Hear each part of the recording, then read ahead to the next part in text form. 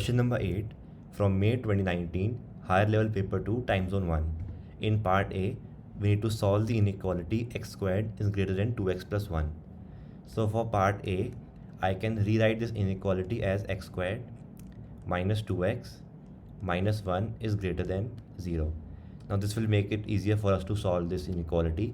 Now if we move to the graph of this function, we can see that this function is above the x-axis, or in other words greater than 0, from negative infinity all the way to this point, negative 0.414, but not including.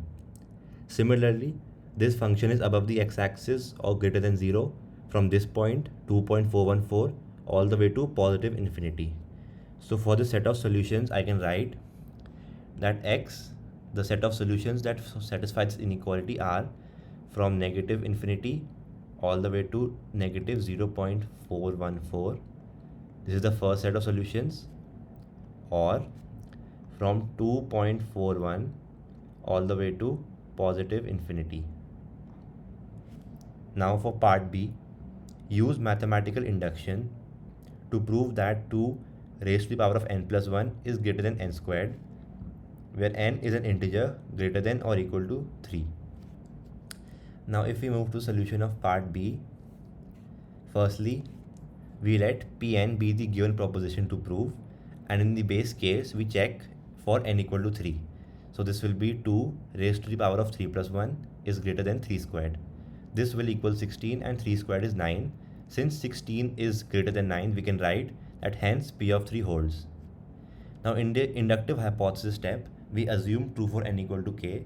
So we assume that 2 raised to the power of k plus 1 is greater than k squared. This inequality we have assumed to be true in this step. Now in the inductive step, we need to show that this is also true for n equal to k plus 1. So we need to prove that 2 raised to the power of k plus 2 is greater than k plus 1 whole squared. This is what we need to prove.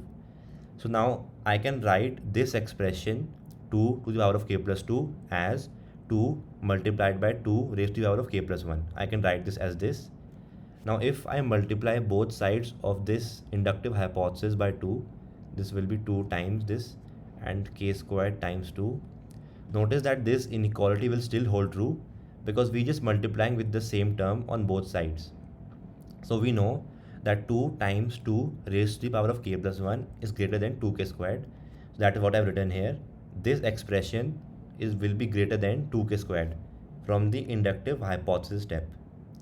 Now from here I can write 2k squared as k squared plus k squared, and this refers back to part A where we know that x squared is greater than 2x plus 1. This is what we know from part A, and one of the set of solutions that satisfies inequality is from 2.41 all the way to infinity. Now we also know that n is equal to k, and the values that k can have are greater than or equal to 3.